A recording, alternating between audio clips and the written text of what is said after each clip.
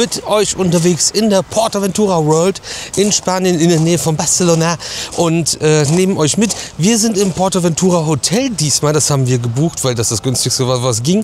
Digga, was ist mit euch? Ein Kackpark. Die Bahn ist wohl gerade down. Toll. Also der Lounge, der zieht dir natürlich die Unterhose aus. Ich hasse es. Lärmhölle hier. Das macht ja auch einfach keinen Spaß. Das würde ich immer wieder machen.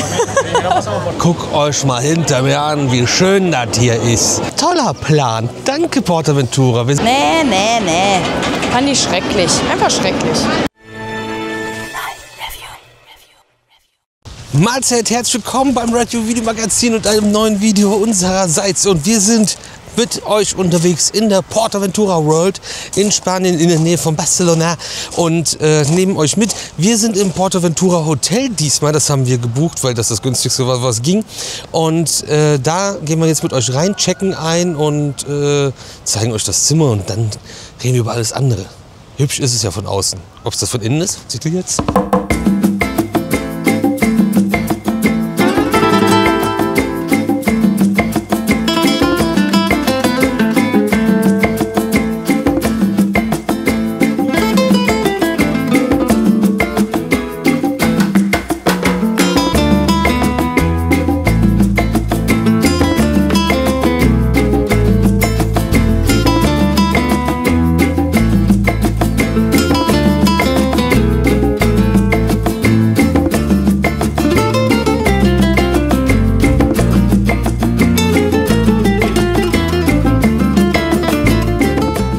Zimmer und das habt ihr gerade kurz gesehen.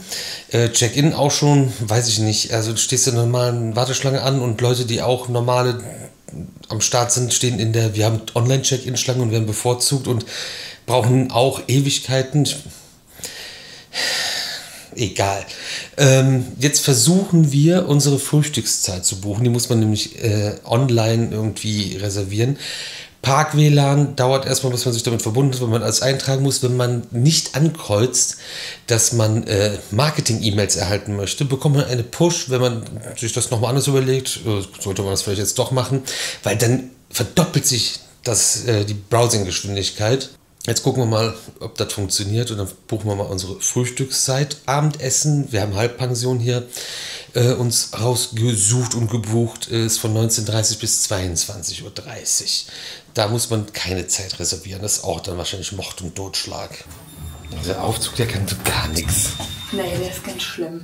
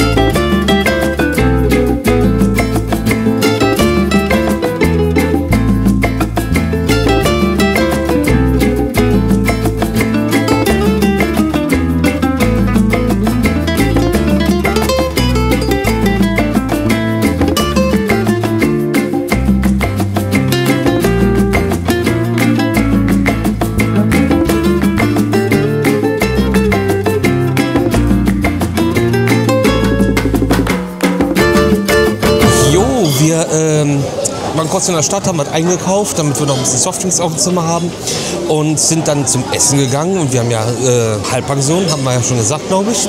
War jetzt ein ganz guter Deal und ist halt ein bisschen gelaufen in die Stadt rein, ist auch nicht verkehrt und waren eigentlich im Buffet de Port, sind jetzt aber rübergeschickt worden zum Buffet de Mare. Warum auch immer, kriegst du ja nicht gesagt, geh mal darüber. Und dann kamen wir rein und es waren 2 Tische vielleicht noch besetzt und sonst war hier kein Mensch. Wir so, okay, das macht Sinn, wenn keiner essen ist, dann machen wir eins zu und dann schieben wir die alle in ein anderes Buffet-Restaurant. Irgendwas ist gerade explodiert. Ein Zug ist gekommen, mit 30 Bussen aufgeladen und Menschen und ja, vollste Eskalation jetzt auf einmal aus dem Nix. Finde ich spannend. Aber ja, Vorspeise konnten wir noch in Ruhe holen und essen. Okay, ich bin in Spanien. Du bist auch in Katalonien. Und Frankreich und England. Und Frankreich. Hier.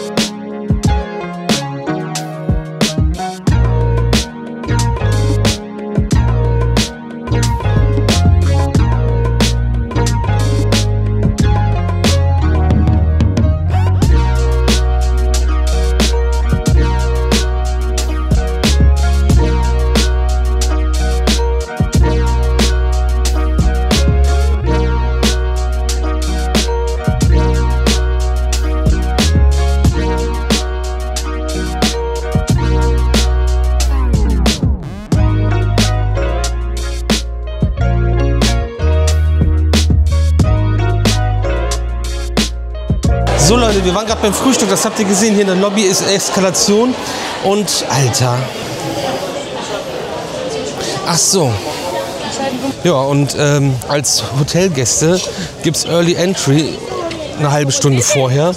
Ja, weiß ich nicht. Wir stehen jetzt sehr weit weg vom Eingang in den Park. Man sieht hinter mir vielleicht Red Force, aber wir sind jetzt hier, wo wir gestern Abend zum Abendessen waren. Und das ist ein ziemlich weiter Weg in den Park rein.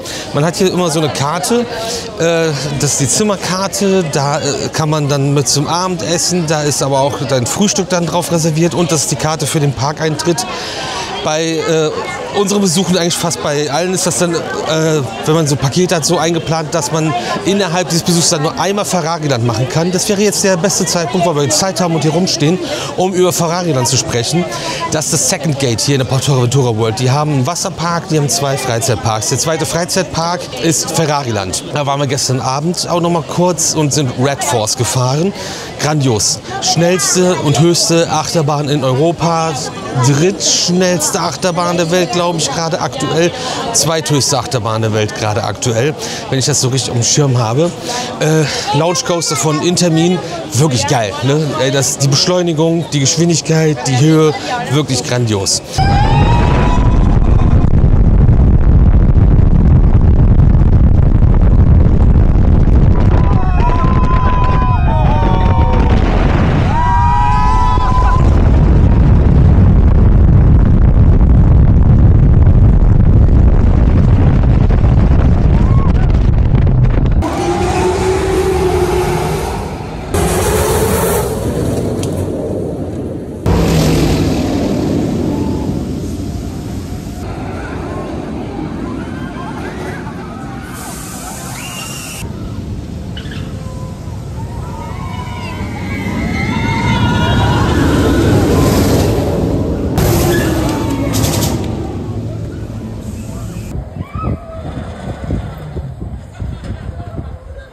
Und dann gibt es so ein paar kleinere Fahrgeschäfte, ein paar Rundfahrgeschäfte, Karussells, so ein Flugkarussell, eine kleine Achterbahn von SBF Visa und ein paar Flatrides von SBF Visa. Ich glaube aber auch die Mini-Whip von Zamperla, ein Brogen Flying Theater, S&S Drop Tower, Go-Kart-Bahn, alles im Ferrari-Stil.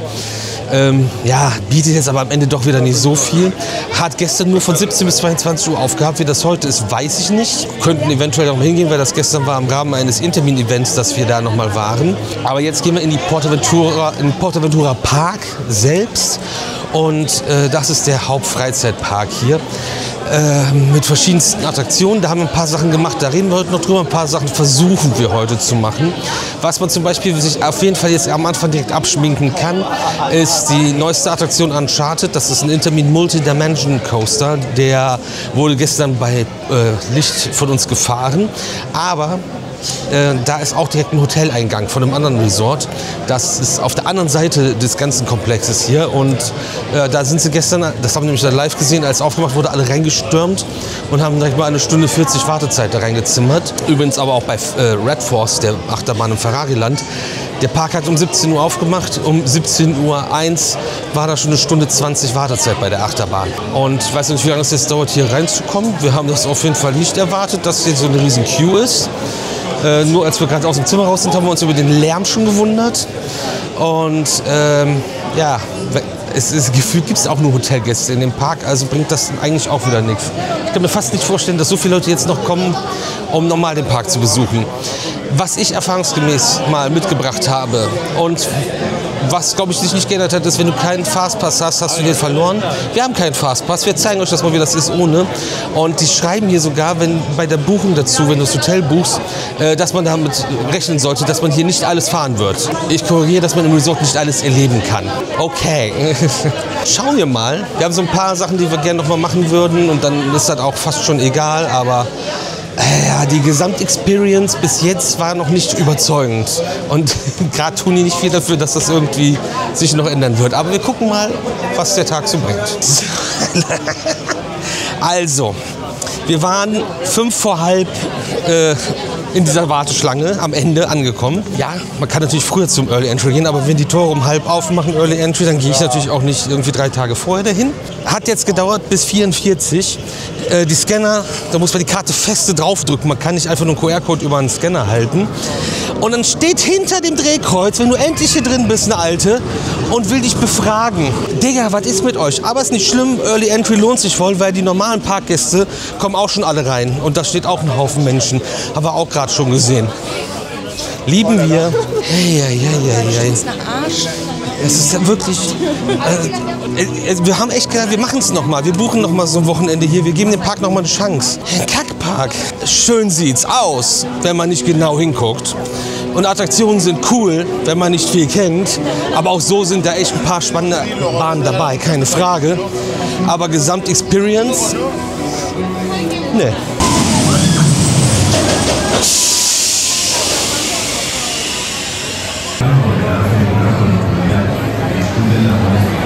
Wir sind direkt nach Furious Baco gegangen. Wir stehen auch gerade hier in der Anlage, in der Warteschlange. Aber die Bahn ist wohl gerade down. Toll!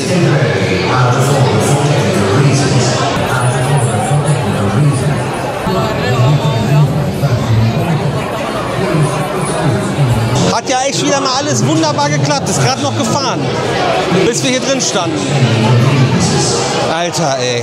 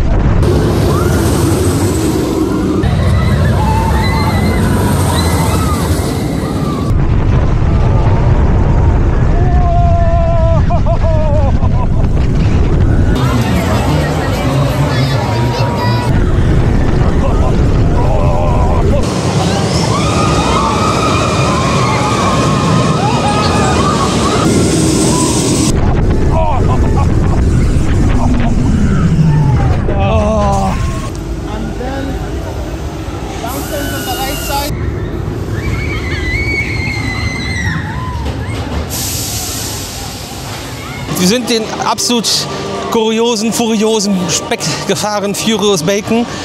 Alter, also der Lounge, der zieht dir natürlich die Unterhose aus. Das ist ein Hydraulik-Launcher noch. Habe ich aber auch gestern, glaube ich, was zu gesagt, dass es da jetzt nicht unbedingt gravierend massive Unterschiede geben muss. Wenn man möchte, kann man das auch mit LSM erreichen. Und ich weiß nicht, warum ich jetzt der bin, der hier die Menschen spalten muss. Ja, die Bahn war kurz down. Die haben einen Wagen, der stand beladen mit Menschen in der Station. Die mussten aussteigen, mussten rausgehen. Den haben sie dann zurückrangiert auf die Schlussbremse.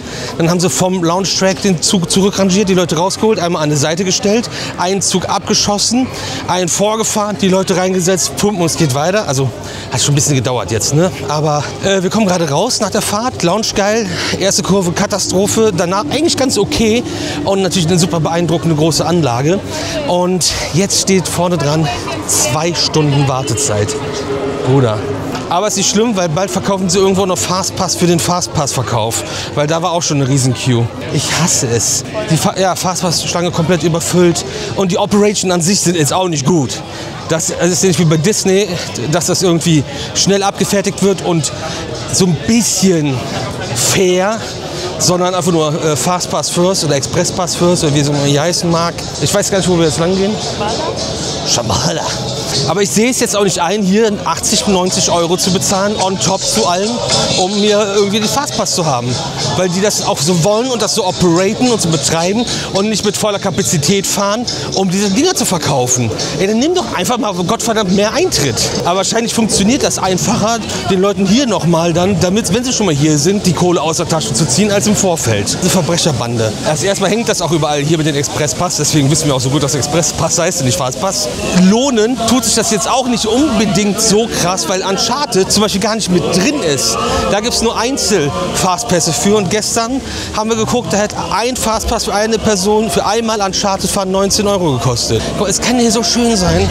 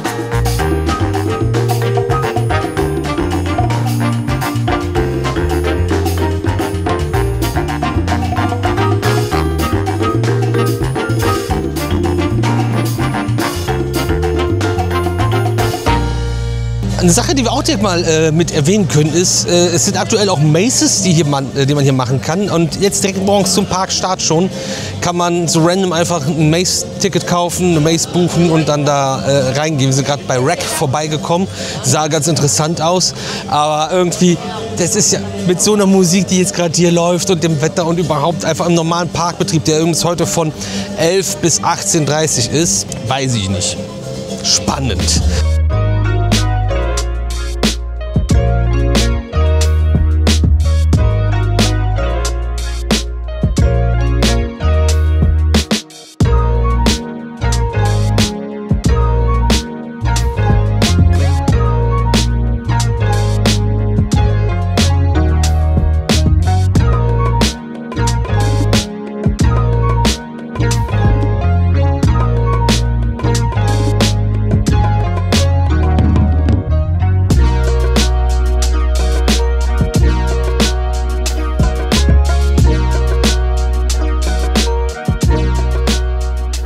ein bisschen weiter gegangen und machen Sesamstraße.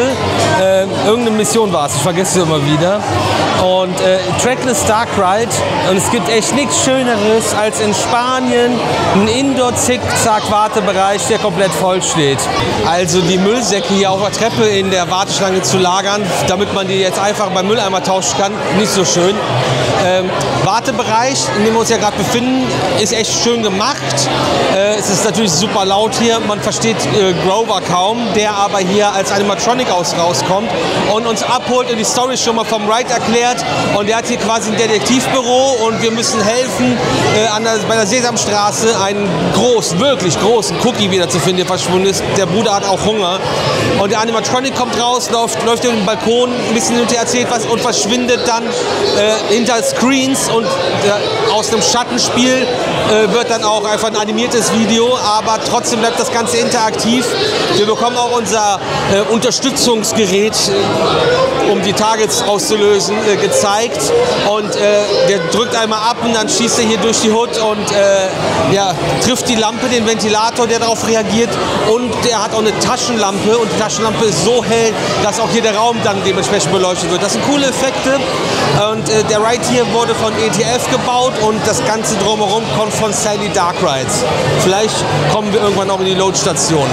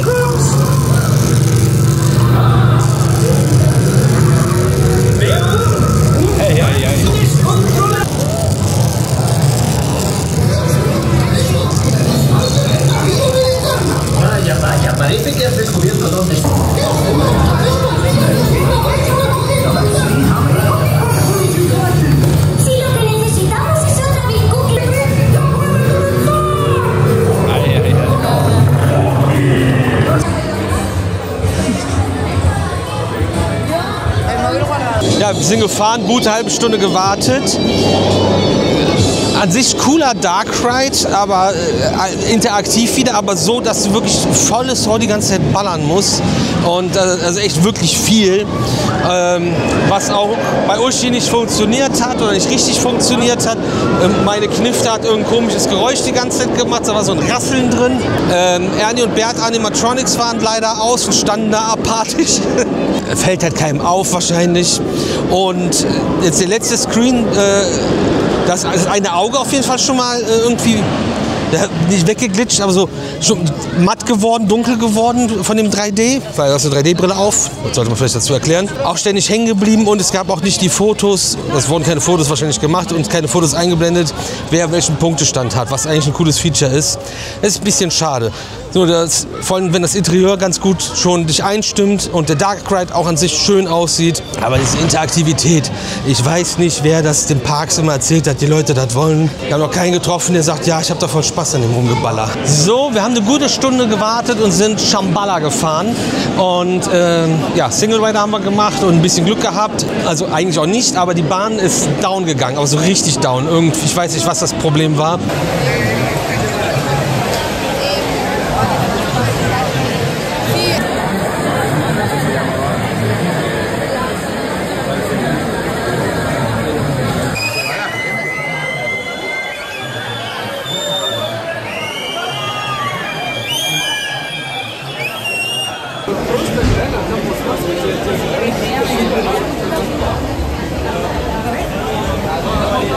Maintenance war hier mehrere, die haben geschraubt, gekloppt und dann ging es kurz, dann ging es nur ein Zug lang, Katastrophe.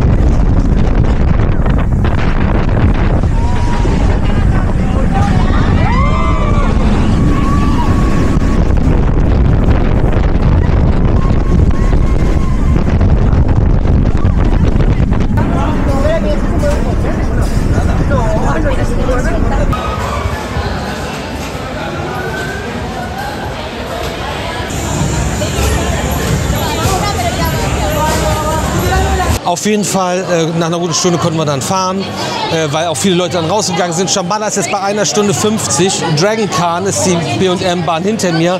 Der Sit-Down-Coaster ist bei 1 Stunde 15. Haben wir schon den Count, tun wir uns nicht an. Ist auch die letzte Möglichkeit, in der alten Version zu fahren. Ist mir egal.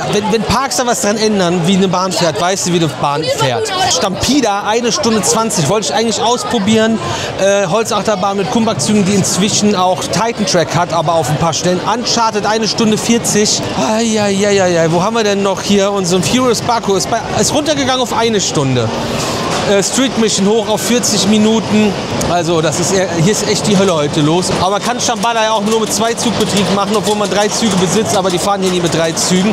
Würde man jetzt einen Express Pass Unlimited für den Park kaufen, wo Uncharted nicht mit drin ist, würde der Express Pass Unlimited 119 € kosten. Für 10 Fahrten würde der jetzt 59 € kosten. Würde ja je nachdem auch reichen, aber du hast kein Uncharted dabei. 10 bestimmte Attraktionen, keine Wiederholungsfahrten. Ist aber nicht schlimm, weil mehr schaffst du mit dem Expresspass wahrscheinlich auch nicht als 10 Fahrten. Also ich habe voll Halsschmerzen und muss hier voll schreien. Das ist auch die absolute Lärmhölle hier. Wir gehen mal weiter. PortAventura Neo, El Diablo Neo oder Neo auf Tren de la Mina ist ein Add-on, eine Experience, die man hier machen kann. Und zwar ist das der Mine Train von PortAventura, ein klassischer alter Arrow Mine Train, und da gibt es eine AR-Experience drauf.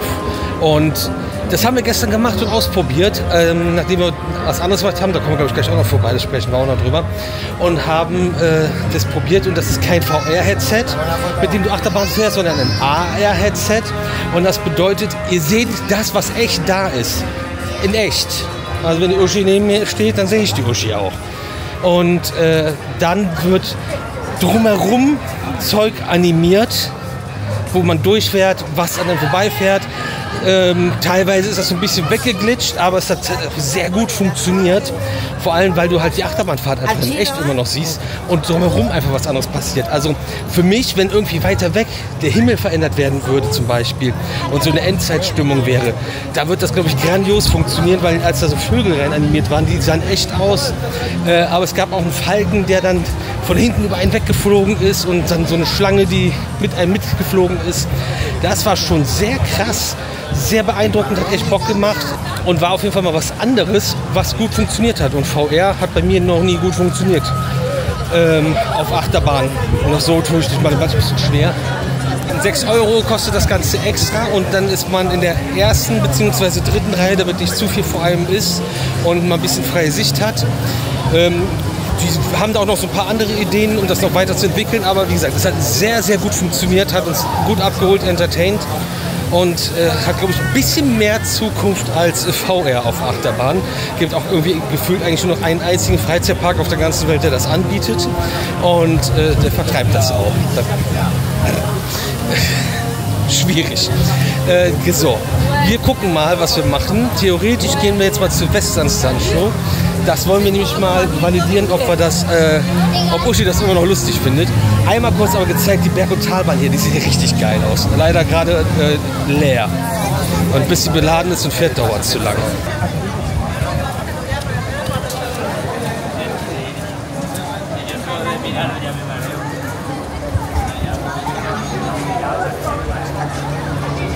Das sieht doch mal richtig stark aus. Das gefällt mir sehr gut.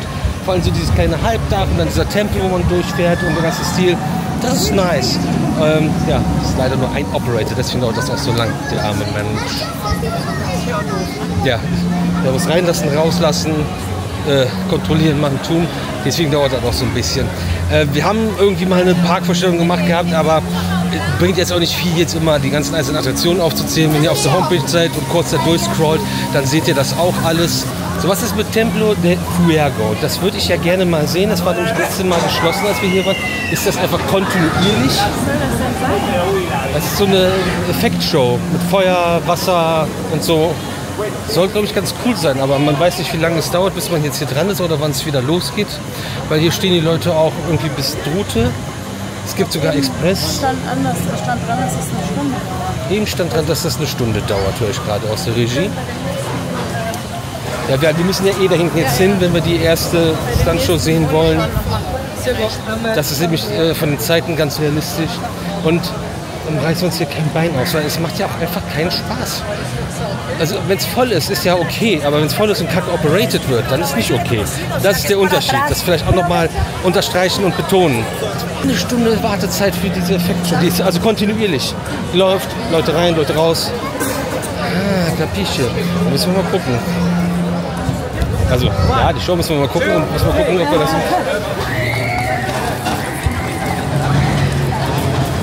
Man hat hier so ein Sombrero-Karussell und das haben wir, ja, wir waren am Montag waren wir schon hier, genau, also fast vor einer Woche schon hier und da waren alle so, ja, ist bestimmt so ein Satori-Ding oder so, aber eigentlich, wenn man jetzt genau hinguckt, sieht man, dass es ziemlich groß und massiv ist und das ist von Schwarzkopf, wie der Wieland Schwarzkopf noch, also ein richtiges Oldschool Fahrgeschäft, richtiger Oldschool Flatride, wenn ihr hier seid, sowas mögt, dann müsst ihr das auf jeden Fall mitnehmen.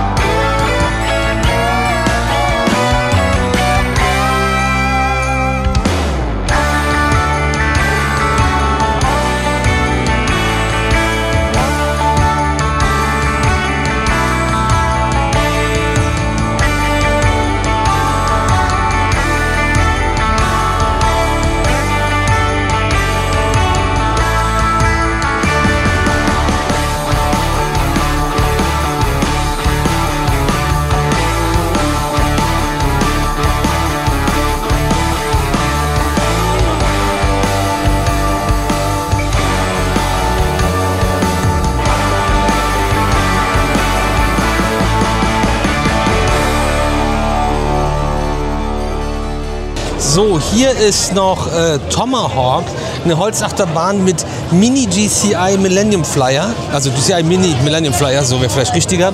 Und daneben ist Stampeder. Dueling Holzachterbahn, also zwei Holzachterbahnen nebeneinander. Irgend so ein amerikanischer Holzachterbahn-Bauer, der schon lange nichts mehr gebaut hat. Custom Coasters International, CCI, er hatte mal ausnahmsweise recht. Oder Glück oder was auch immer. Und darauf sind aber inzwischen, das war fast eine Taube in Uschis Gesicht, da waren dann Züge von PDC, meine ich, drauf. Und inzwischen sind Züge von Kumbak da drauf. Die Bahn fuhr sich nicht allzu gut und hat auch nicht den besten Ruf. Und hat jetzt schon größtenteils Titan Track, hätten wir gerne ausprobiert. Aber wie gesagt, ein bisschen viel Wartezeit für das Ding auf jeden Fall. Und dieses riesige Chaos hier. Unter Stampeder ist aktuell eine Walkthrough Experience, beziehungsweise vielleicht läuft es auch als Maze hier. Und das ist die nächste oder andere Attraktion, die es hier gibt mit AR-Brille. Und das war echt krass. Und da sind wir auch zu dritt drin gewesen gestern, haben uns das angeguckt. Und dann hast du halt ein echtes Maze, inklusive Effekte und Sachen, die dann passieren und Scares. Und das Spannende dabei ist auch, nicht nur, dass nicht alle Scares gleich sind jedes Mal, wenn du durchläufst, sondern jeder bekommt andere. Und dann denkst du dir manchmal, warum zuckt denn der eine jetzt so und erschreckt sich so? Weil du ja deine Mitstreiter, die mit rumlaufen, siehst. Da war doch gar nichts, weil der andere hat irgendwas auf seinem AR-Headset bekommen, was du nicht bekommen hast oder auch andersrum. Das ist halt auch super spannend gewesen und schon gruselig. Hat auch wirklich cool funktioniert. War auch eine spannende Sache, die wir da getestet haben. Ja, Uncharted hier neben natürlich auch komplett überfüllt, aber auch da sehr spannend gewesen. Das habt ihr vielleicht schon gesehen mit einer Backstage-Tour, die wir da hatten. Und Lights On beim Intermin Day, also Lights On Day von Intermin für die Intermaniacs. Zum Wohle, ein Jahr.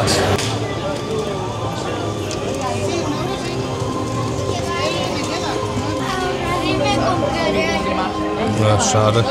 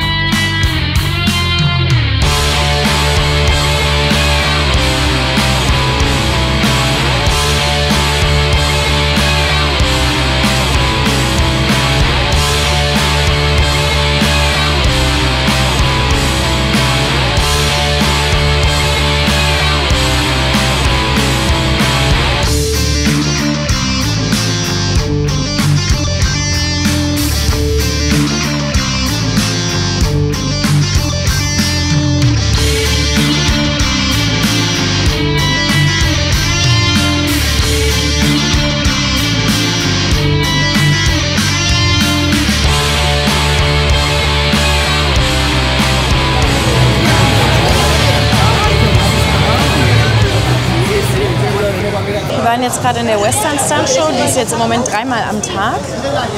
Wir sind jetzt in der ersten gewesen. West Gold ist das sonst da? Ja, West Gold Frenzy ist das jetzt. Sonst, jetzt gerade bei Halloween ist es West Bloody Frenzy. Oh, hier sind auch noch ein paar Actor gerade. Ich fand es super lustig. Das ist einfach nur Slapstick, also nur Slapstick.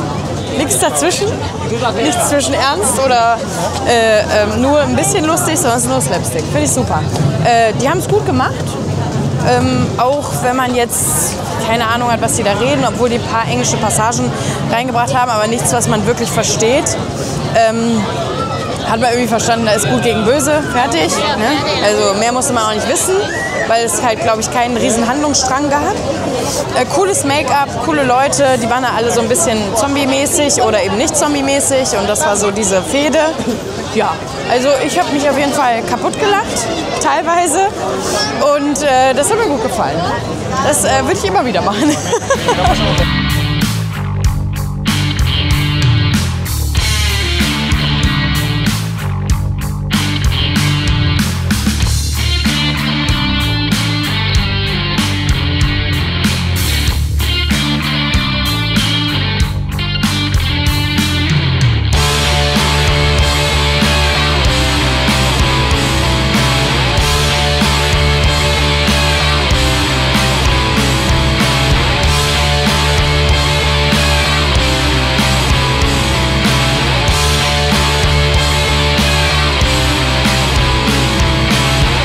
Also bei all der Kritik nochmal erwähnt, ne? Guckt euch mal hinter mir an, wie schön das hier ist. Also das können sie ja schon. Und auch die Westernstaat und Mexiko und alles. Und also leider hier unten fährt, glaube ich, auch nichts mehr groß, aber der Flume mit dem Mine Train und dann hast du hinten Ramallah und Dragon Khan. Da hinten kann man sogar Red Force oben rausluren sehen. Also es sieht ja schon sehr cool aus. Was nicht gut aussieht, ist diese Halloween-Zwangsdekoration aus wirklich einfach nur Halloween-Deko, die man sich in den Vorgarten stellt. Die, wer ist das auf den Socken? Das ist das Brautpaar. Was ist das? Das Brautpaar. Ach, das Brautpaar ist auf den Socken. Finde ich super, das habe ich noch nie gesehen, sowas. Ja, zu Recht. Ja. Auch jetzt das Halloween-Overlay bei der Stunt-Show war halt einfach nur die gleiche Show und die hatten Gesichter angemalt und da standen dann Plastikkürbisse. Und im Hotel ist ja noch viel schlimmer mit irgendwelchen Hexenhüten und so, das passt da gar nicht hin. Und überall sind einfach nur random Skelette. Skeletons sind überall random. Was? Skelette? Das war schon richtig, Skeletons, aber du hast das ja Skeletts gesagt, das klingt wie so ein ja, aber britisches Hauptgericht. Was ist denn die deutsche Mehrzahl von Skelett? Skelette. Skelette, überall sind Skelette, das klingt aber auch doof. Klingt total doof. Deutsch, Digga. Weißt du, wenn ich so weitermache und irgendjemand bei irgendeinem Amt meine Videos mal sieht, kriege ich meinen deutschen Pass abgenommen, ey. Und dann zu Recht.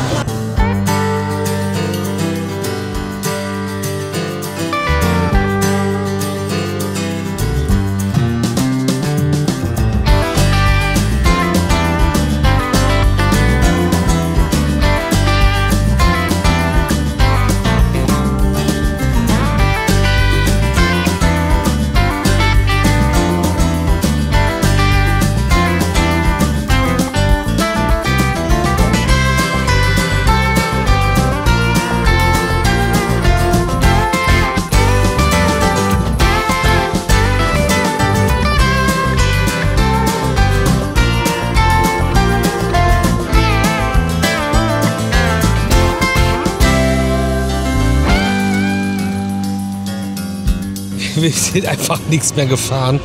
Furious Baku ist gerade wieder closed und ja, alles andere ist komplett überrannt. Es ist echt super voll. Wir haben noch ein paar Leute getroffen von einem anderen Achterbahnhersteller. Die haben auch keine Expresspässe, die waren gestern auch schon hier und sind genauso wenig begeistert wie wir und haben eine ähnliche Experience. Aber nochmal gut unterhalten, auch nochmal gut so ein bisschen abgeglichen, was man von welchen Attraktionen hier so hält und wie es sich so fährt und ist. Und der Park macht gleich auch schon wieder zu. Also die Öffnungszeiten sind halt auch echt nicht lang und dafür ist es rappelvoll und die machen Halloween und um 18:30 Uhr schließt der Park, der um 11 Uhr wieder aufmacht und du kannst jetzt auch von 17 bis 22 Uhr zum Ferrari-Land, was dann auch nur eine relevante Attraktion hat, die komplett voll ist. Weiß ich nicht. Wir gucken jetzt noch mal ein bisschen Leute, genießen die Zeit, weil Setting, Wetter, alles, das ist natürlich absolut grandios hier. Wenn du irgendwie was fahren willst, entweder noch mehr Geld in die Hand nehmen für Expresspässe, wo du aber trotzdem dann immer noch ewig anstehst. So eine halbe Stunde, also ewig, aber für ich bezahle 120 € und stehe trotzdem überall 30 Minuten.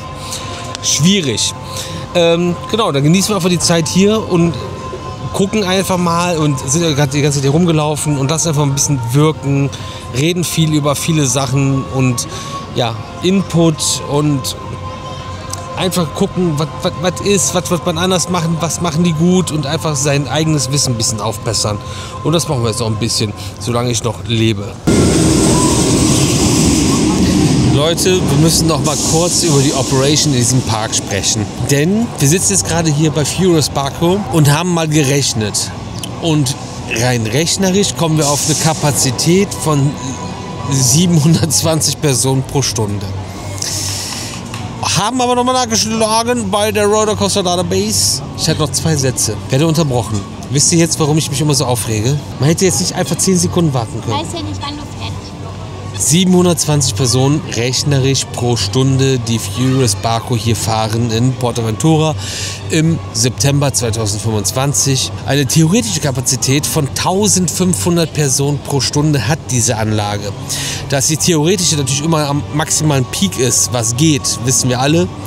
Aber die Hälfte, das ist da nicht gegeben.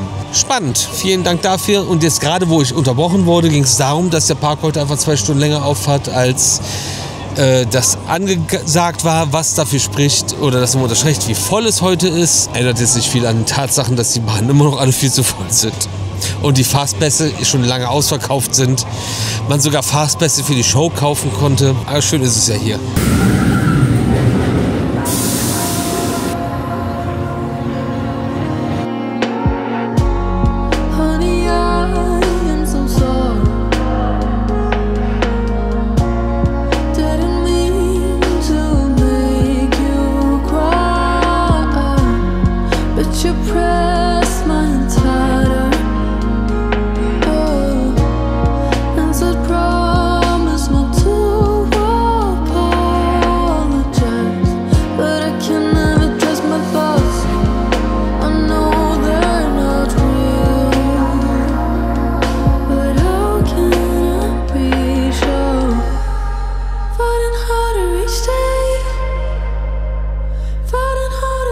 So, schönen guten Morgen.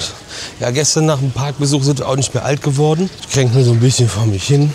Aber nichtsdestotrotz gehen wir jetzt noch mal kurz für ein paar Stündchen in den Park. Wir müssen alle spätestens um 12 aber raus. Dann nehmen wir den Bus nach Barcelona zum Flughafen direkt. Den kann man, das ist ein Linienbus, den muss man aber vorab reservieren und der kommt echt hier hin und holt dich hier ab. Ist ganz cool, kostet aber auch 18 € pro Nase, 18 € glaube ich. Ne? Aber das ist auch eine cool, 2 Stunden 20 Fahrt. Also wir fahren genauso lange, wie wir dann fliegen werden. Herzlichen Glückwunsch. Also es kommt immer mehr, dass sich das mit dem Auto hinfahren mehr gelohnt hätte. Außer vielleicht die Kilometer, die du auf dem Leasing hast. Und wir waren jetzt gerade unser Gepäck wegbringen. Ich kannte das noch aus dem anderen Hotel. Da hat man das von einem Typen in die Hand gedrückt. Der hat das in so einen großen Raum geschmissen. Inzwischen haben die hier so ein riesiges Schließfachgebäude. Und dann puppt.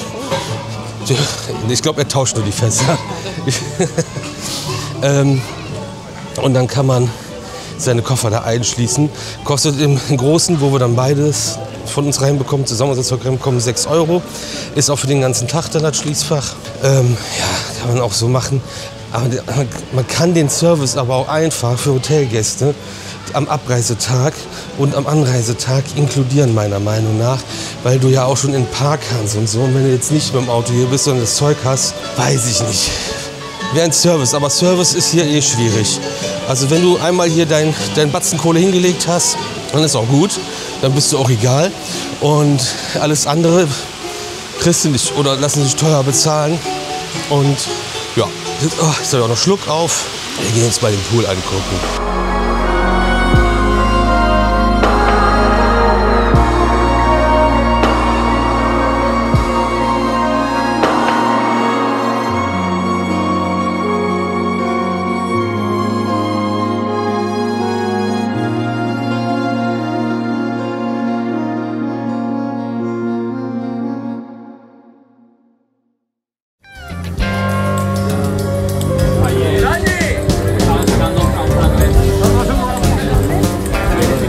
Überholt hier einfach alle. Toller Plan. Danke, Portaventura. Wir sind jetzt durch den ganzen Park gerannt. Stampeder macht erst um 12 Uhr auf. Ich habe ja schon mal erwähnt, um 12 Uhr müssen wir hier raus. Was ist das für eine auf einmal? Uncharted platzt aus allen Nähten. Würdest du übrigens ein bisschen Druck rausnehmen, weil die stehen ja von der Achterbahn bis ins Hotelzimmer rein, wenn du hier aus dem anderen Resort kommst. Und da wird echt eine Attraktion hier neben, direkt am Hoteleingang, wirklich ein bisschen die Last runternehmen, außer du hast nur eine super beliebte Attraktion, die nirgendwo mit inkludiert ist. Warum macht die denn jetzt erst um 12 Uhr auf? Das ist doch... Schaffen die nicht mit der Maintenance. Ja. Da müssten die um 8 anfangen und nicht erst um 9. Ich bleib dabei, das ist hier wirklich Kacke. Also wenn du wirklich stumpf bist und nicht viel im Kopf hast und das nicht merkst, dann hast du bestimmt eine gute Zeit hier. Aber sonst, wir haben ja mit vielen anderen gesprochen, also es findet hier keiner, der irgendwie alle Sinne beisammen hat, gut. Wir gehen mal gucken, was der Fastpass bei Uncharted kostet. Einfach mal aus Interesse, also Expresspass, geht das. Weil den gibt es ja nirgendwo in so einem Bundle, den gibt es ja immer nur einzeln. Vielleicht geht's ja noch.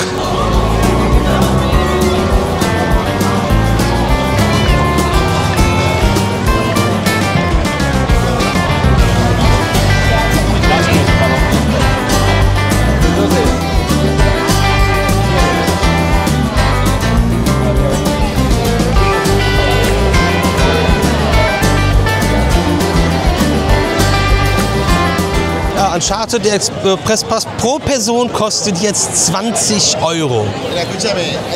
Auch schön. Boah, Alter, ey. Nee, das nervt. Weißt du, du hetzt dich jetzt hier ab, denkst dir, okay, dann machen wir das jetzt so, weil gestern echt anstrengend und viel zu voll, viel zu warm, viel zu krank. Und dann können wir Stampede heute noch fahren und machen dann Tempo und dann ist cool und gucken mal, was hier los ist. Alter, die Queue muss doch drin offen sein. Ja, da kommen ja auch Leute raus. Ja, aber das ist ja unendlich lang. Ja, das war super lang. Und die stehen hier draußen noch mal im Zickzack und stehen bis nach weiß ich nicht wo inzwischen. Ja, auf der Anzeige steht nichts drauf, aber das muss ja extrem hoch sein von der Wartezeit, wenn der Fastpass einfach mal 20 € kostet. 1,45 bei Uncharted. Das Roughing ist auf und das Karussell ist auf. Ein Breakdance ist offen, haben wir auch gesehen, aber die anderen Sachen sind auch irgendwie noch zu. Oder weiß ich nicht. Was ein Kackpark, ey. So, vor Tomahawk wird auch schon gecampt, die Bahn ist auch noch zu. Also bei Tomahawk sind sie echt irgendwie mit der GoPro dran und die Maintenance hängt da rum. Keine Ahnung, ob das vielleicht der Grund ist, aber beim Who's Rides Flipper steht 12:30 Uhr dran, dass er erst aufmacht. Sie müssen die Hauptattraktionen vollkriegen, die großen Shambhala und Dragon Khan und Uncharted, damit dann den Rest des Tages weiter große Wartezeiten sind und die Leute Fastpässe kaufen. So, die zweite Sache, die wir dann heute machen wollten, Temple de Fuego. 12:30 Uhr, natürlich. Wir stehen hier gerade auf wie doof vor diesem Kackhausplan. Es hat eigentlich noch gar nichts auf, außer Uncharted. Das ist ja noch viel schlauer. Und das Rafting. Und das Karussell. Und im Breakdance saßen Leute drin. Da weiß ich gerade gar nicht. Ja, aber sonst, Stampida macht um 12 auf. So, Shambhala macht um 11 auf. Das ist bald. Dragon Khan auch. El Diablo, Tren de la Mine um 11. Temple de Fuego, 12:30 Uhr. Das ist geil. Ziehen die durch. Also geil ist auch, dass einfach Stampida und Temple de Fuego, das sind die Sachen, die später aufmachen heute. Das sind die beiden Sachen, die wir heute, Kiddie Kites auch. Okay. Und Cobra Imperial. Aber finde ich gut, weil nur das, was wir heute früh Early Bird machen wollten, das hört natürlich erst dann auf, wenn wir den Park verlassen müssen. Ist ja auch wieder geil. Heute stand wenigstens mal die richtige also weiß nicht, ob das die richtige Öffnungszeit ist. Heute stand eine andere Öffnungszeit vorne dran als gestern. Am Parkeingang, da stand ja 18:30 Uhr dran. Hatten sie bis 20 auf. Heute steht es dran 20. Ja, genau. Jetzt sind wir ein bisschen lost gerade. Furious Barco ist schon wieder close. Ist schon wieder kaputt. Da sind sie eben alle reingerannt. Ja, bringt auch nicht viel.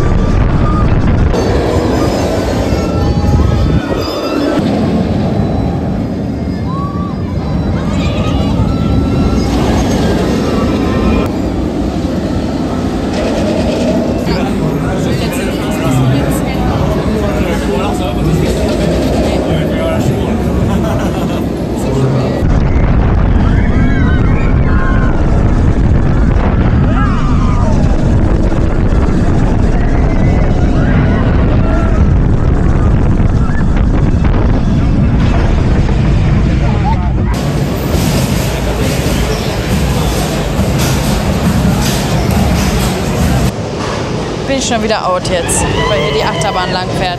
Wir sind jetzt gerade Dragon Car gefahren. B&M Sit-Down Coaster. Ja, also wir haben jetzt 10 Minuten gewartet, haben quasi gerope-dropped.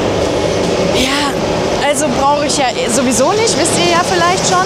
Zweiter Zug des Tages. Ja, das war der zweite Zug. Nee, das war nicht der zweite Zug des Tages. Okay, wenn du das sagst, zweiter Zug des Tages oder dritter von ihm aus. Ja, genau. Wisst ihr ja, dass ich das nicht mag. Also die Bahnen gefallen mir im Allgemeinen nicht so besonders.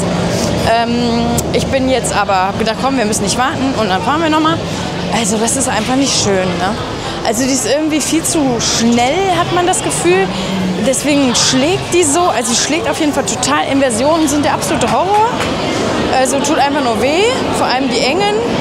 Und sonst, ja, also auch nur positive Gs wieder. Und nee.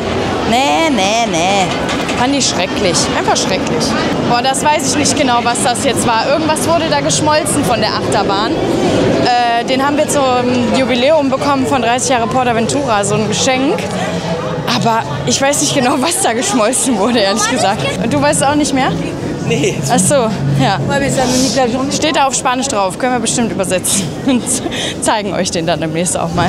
So, Shambhala 1,25, Single Rider 3 Stunden 50, so wie das gerade aussieht. Wir haben gerade mal kurz reingeguckt. Ganz kurz, letztens war das, gestern war, egal, war ein Kommentar, dass Single Rider ja total doof wäre und voll unfair für alle anderen. Hä? Dadurch geht es schneller, wenn man immer da, wo ein Platz frei ist, einen Einzelnen hinsetzt und das auffüllt. Da geht es schneller für alle. Als Single Rider geht es oft nicht schneller, als wenn du normal anstehst. Das ist ein Fakt. Was ist denn hier wieder? Ach ja, Dragon Car. Dreck der Kahn. Das einmal dazu und dann ist jetzt Uncharted hochgegangen auf 2 Stunden 15. Fuse Baku immer noch kaputt, Stampeder immer noch geschlossen.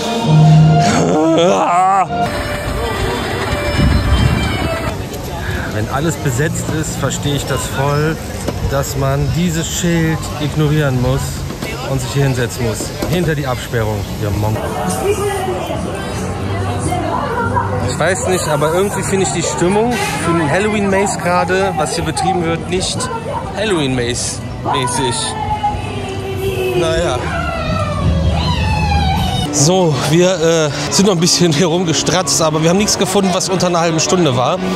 Und somit müssen wir uns auf den Weg machen und müssen das Resort verlassen, weil ja um 12:30 der Bus fährt. Man denkt, man könnte noch morgens irgendwas reißen. Das hat jetzt für eine Achterbahn gereicht. Herzlichen Glückwunsch. Warteschlange ist auch schon fürs Buffet-Restaurant hier wieder.